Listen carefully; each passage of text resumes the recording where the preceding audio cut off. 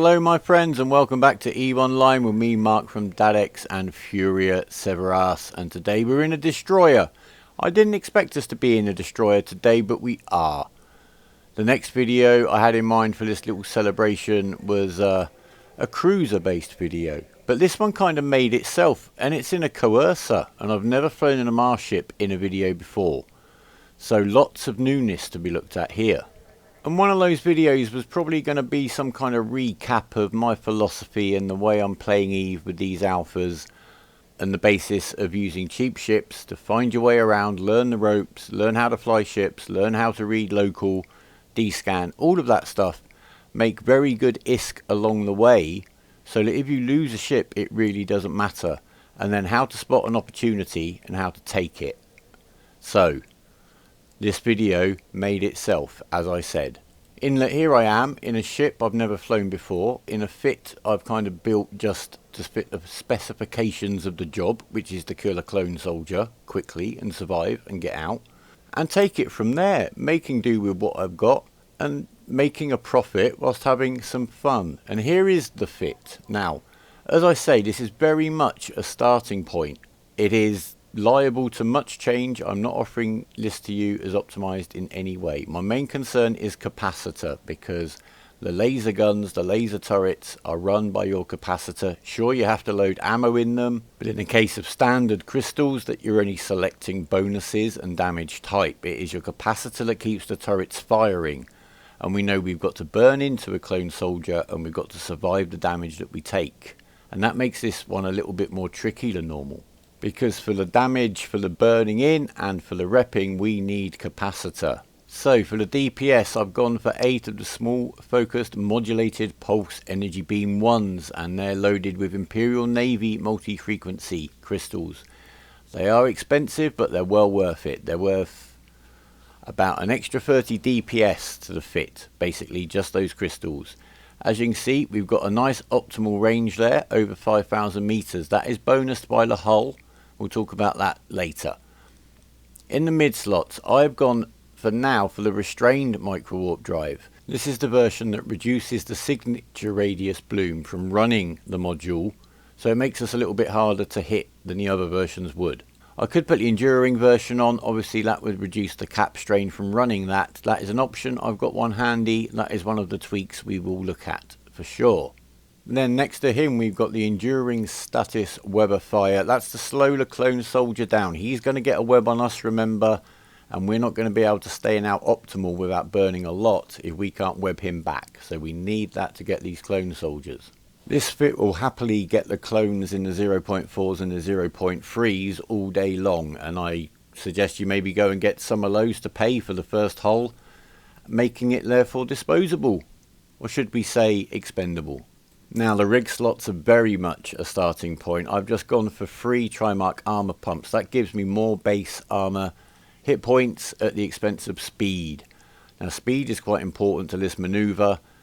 The reps I don't think are going to be enough. I need a bit of base hit points. It's something to find a balance of. Usually there's a balance between how much base hit points you need, how many rigs you want in there to make the rep go quicker or be more effective. Alternatively, we could put rigs in there to boost the capacitor capacity or give us more DPS. We'll see what we need and we will do those adjustments accordingly. I've got all those parts with me on the expectation that we're going to do some tweaking. Down to the low slots. Right, I've gone for the ancillary small armor repairer.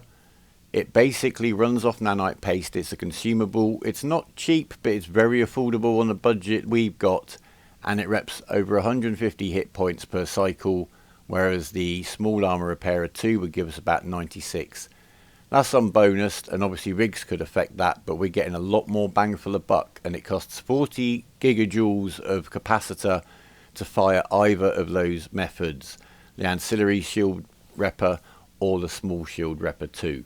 So there's nothing in it there, we just get more hit points back with this method. Alongside him we got the damage control 2, standard fare on an armor tank ship unless you're doing something different, and I've got the compact heatsink.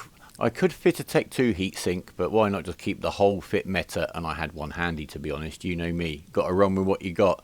So that's everything. And in terms of developing the fit, we'll look at that in another video. This video isn't about the the great ratting fit I've got for the Coercer. We're going to have to work on that. You can figure it out. Please drop me some suggestions. Anyway, we're just going to make do with what we got, see what happens and see what needs fixing. The whole fit comes to about 7 million. That includes $500,000 worth of Tech 2 armor repairer that's in the hold as well, just in case I wanted to make a switch, but I don't think I will be. And we're out after a clone that is worth 20 mil a pop. Overheated, we've got 271 DPS. I always thought about 300 was the limit for this, we'll see. Just checking in on the skills, I've only got Amarr Destroyer 3. Now that's going to affect the whole bonuses, and I've got Small Energy Turret 4. That's all I can do cross training from a Galante ult. Obviously the armor skills carry over, as do the drone skills on various Amarr ships. We'll have a look at those one day. I do also have an Amarr Alpha waiting in the wings. I have no implants, no boosters. This is a cheap empty pod, so nothing to lose. Now the whole bonuses, they are per level of Amarr Destroyer, tracking speed 10% and energy requirement, as in capacity use, 10%. A very key skill for you Amarr pilots out there. And the whole bonus itself of 50% optimal range is very, very good indeed. Very handy. It means we don't need to control range quite so tightly on the clones. Anyway, enough of the talk and the theory. Let's put this into practice, shall we? I've already got slight hull damage. That's from before. I don't want to waste a rep on it, actually. I'm being tight. So there you go. I've already handicapped myself slightly. I'm going to go straight through the point 3 system here because there's nothing really of interest to me. Head into the point 2s. Just checking what signatures are up. News around. Standard. Intel. And before we get into anywhere where we might be meeting friends and getting distracted, we will get the D-scan and all that prepped. And there you go. Screenshot opportunity always. I found nothing of interest in the first system. I engaged 3 destroyers on a belt just to make sure I hadn't got anything stupidly wrong with the fit. Because you never know, always worth a shakedown. And here is a clone soldier. He's well over 50 kilometers away. I'm not wanting to run in that far at all. So, get up your mining overview. Find an asteroid that's over near him. They're a bit hard to pinpoint on the overview. I get a bit lucky. That one there will do perfectly. So I'm going to save that bookmark for that asteroid. For the sake of science, I am now going to make the run in, just to illustrate a point. And of course, find out where this fit is lacking, which is exactly what we're here to do. That's the primary goal. So I'm going to try to burn in. That's using up my cap. You can see the damage coming in already on me quite heavy. I'm going to have to start repping. I haven't even got there yet. So this is not looking great. I would not normally want to run in on a clone soldier from that far away, but we've got that asteroid bookmarked, so when we've had enough here, and I think we're getting very close to that, we can leave, come back and have a much better opportunity to get in on him quicker. Now we've got under his guns, the damage has dropped off, we are eating away at him, but the effort it's made, burning, and now we're running the web and the guns, and we're still having to rep. The capacitor is the weakest link here for sure. Certainly with that kind of run in.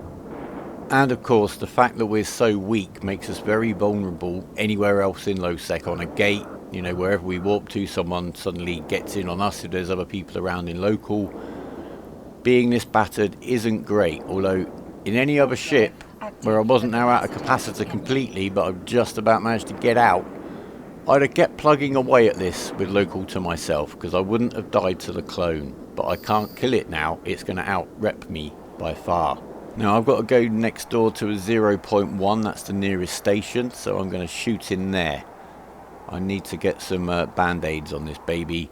And I'm on my way back out with the repper running, because I'd forgotten that the only station around here that I can get in anyway doesn't have a repair facility. So I'm actually having to use my repper to get my armor back up. I'll have to accept the dent in the hull. But as we know, guys, if you're never in hole, then you're playing too dull. And here we go, we're back in system with him. I now need to reload my repper, so I'm going to walk first to my safe spot to do that. And once I'm all good to go, I'll walk back in on the asteroid we bookmarked and see what happens then. We're going in. Let's see what difference not having to burn 50 kilometers makes to taking down this guy. We've still got local to ourselves, so we can focus on the big man. About 19 kilometers out, that's much better. So we're going to burn straight in. We're just going to click over here so that we're not burning straight at the guy.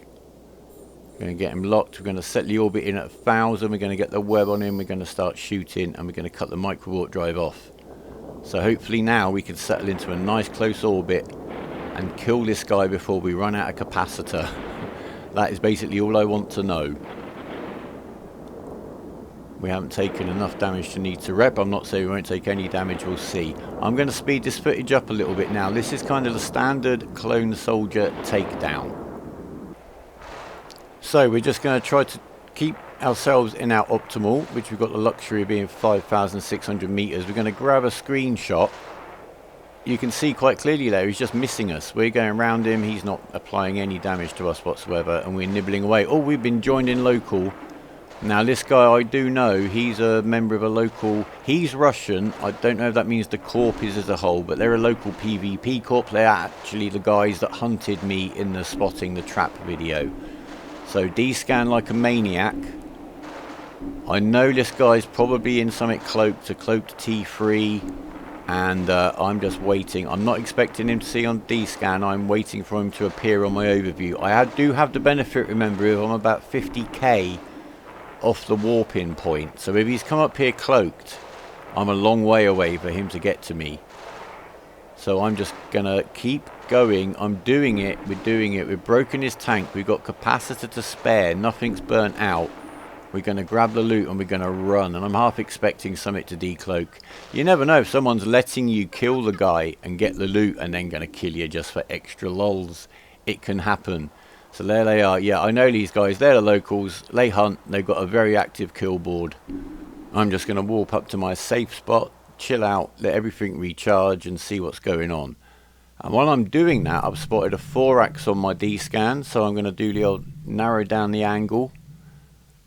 Look at the asteroid belts with C, scan with V, and there he is. He's on the asteroid belt. So you've got a 4-ax, maybe belt ratting. Looks like he's belt ratting to me. Hey, I have checked. This alt is 1 day old. But he is a member of that PvP corp, the locals. He's a fair game. We roll up new alts and they're the bait. Come and attack this one. And then everything goes a little bit hectic. So he's a fair target to me. Now, there's something we need to talk about here. The tag that we've got in our cargo hold, as long as we can get it somewhere safe, or we can come and get it later, we'll pay for 3 more of these Coercer fits. So let's get that stuff dropped off. Now, I've been teaching you how to land on clone soldiers, who happen to fly 4-axes, if I'm not mistaken, get in close and kill them as quickly as possible and leg it. So, we've just seen a 4-ax in local. He's part of a PvP corp. We need have no moral qualms about attacking him. So what happens if we swap our web for a scrambler and try exactly the same technique on a real player? He's a very new alt. He could just be bait. I don't know. It's not my problem. He's got mates around. I'm just going to have to get in there, kill him quick and get out before the cavalry can arrive, if that is the case. Either way, I have nothing to lose. This could be glorious victory, and you're only going to get that if you throw your Coercer in against the 4-ax and see what happens, just like you do that first time you throw it in against a clone soldier. Here we are with the level 2 upgrade. Ratting for players, part 1. So we're going to do exactly the same thing. We're going to get in on grid with him. I'm sussing him out. He's got medium drones out. Tech 1 medium drones. I'm going to do exactly the same thing. I'm going to bookmark that wreck over near him. That's very handy. And we're going to warp out to our safe, knowing that we can walk back to that wreck and be pretty much right on top of this guy. Well, here we are. We're warping back to our bookmark. He's asked me why I'm running away in local. I'm not going to fall for that malarkey. I would expect that the new bro in a PvP corp is going to want to prove himself by duping some poor ratting guy in a desi into being his first kill. So let's see, shall we? So we should land pretty close on this guy, and we'll take it from there. Now, if he's quick, if he gets his drones on me, this could be death. But we're going to have a go. We are going to have a go. So we're going to get in an orbit, 2,500 meters. We're going to start shooting. We've scrammed him. He's already taken damage. This is not all my fight. I know that. Don't need to use the micro warp drive till now, just to cut the range back in a little bit quick. We want to stay nice and close into this guy. He hasn't started applying damage to me, but he has now. He's definitely blaster fit. I'm just going to keep going round and round this guy and hope for the best. There's nothing clever in this at all in the fight. I'm just going round him. I'm overheating. Let's see. It's so close. It is so close. He's down and he hit me. Oh my word. We could have easily died there. He didn't get his drones on me. If he had, that would have made a huge difference. I got a little bit lucky, so I guess he was a little bit inexperienced, but I've taken the chance and I've got the kill and I've got out with 17 hit points of hull. And I'm pretty sure that is the closest fight I have ever had. So GFs to him. He's claiming poverty, etc. I'm not buying it anyway, but I've no need. If it had been a random new bro in an NPC corp, I might have thought differently and given him some advice and told him to get his ship out of here for now. Come back in a desi. But he ain't, so he didn't. What can I say? Eve is here to be played. This is low sec. They take down my alphas in T3s. I take down their new bros in desis. What can I say? Swings and roundabouts, innit? It certainly doesn't need to be all one-way traffic on the killboard front. So just look for your opportunities. And once your ship is paid for, have fun with it. Explore with it. Find the boundaries like I am here running at capacitor, getting my reps up. And I haven't even thought about the kill mail yet. Now, if I was doing what he's doing, my 4-axe, and you might well see Furia doing it in a fabulous 4-axe, will cost about 20 mil tops, I should think. So that's what I'm maybe thinking. So I've done about 3 times the value of my cormorant. So there you go. Have a little link, mate. Say hello. You might need some money. If you're skint, you can join the giveaway. But he obviously might need a lesson or two. But that's really down to his corp. It's down to his corp to compensate him, help him out, give him some advice. And now I look at the kill mail, and it's over 70 mil. And I'm flabbergasted. Hasn't dropped anything good. I haven't looted the wreck. I didn't want to hang around. His friends are around. I'm not messing about. I just want to chill out and get out of here now. To be quite fair, I'll come back and get the loot I stashed another day. So job done. The fit can do it, although we're definitely going to work on this fit and you'll be seeing the Coercer again very soon. Next, I think we're going to be over with Erica. She's going to get into the level 3 missions and we'll see what happens there. Whether she can do it with the Bellicose or a Stabber, or we need to upgrade to a battle cruiser. She's going to be the next step on our giveaway. So what are we going to do for today? I'm actually heading back because I noticed my bookmark was for a Shadow Serpentis wreck. So on spec, when it's all gone quiet, I've gone back to check, but it's got nothing good. Anyway, the giveaway. Last video, I gave away the loot I made in the video. I've not really made any loot in this video. However, earlier in the week, ThinTrash, he got a bit of an unexpected kill. Now, of course, I do have that 20 mil tag stashed away from this run. Anyway, he saw a Mackinaw in a low sec system, and I kind of assumed it was bait. So he was in a mower, the same one that he'd used in that fight against Tommy, the Russian streamer, in that video. The same one with these guys around here hunting me in it. And he went out and attacked it, expecting maybe to hopefully tank enough when the guy's mates turned up to kill the Mac and get the kill mail. But that wasn't how it panned out. This is how it panned out. He was a very, very expensive Mackinaw, and he dropped ore strip miners, which were actually worth, much more than this kill mail says, about 400 million. So today's prize fund, and don't get used to this, I'm not some kind of Robin Hood. And this guy, I've checked his kill board, he's got loads of plex, he doesn't know what he's doing, he's had some very big losses in some very silly places, and he doesn't seem to care. So I shan't, please don't you care on his behalf.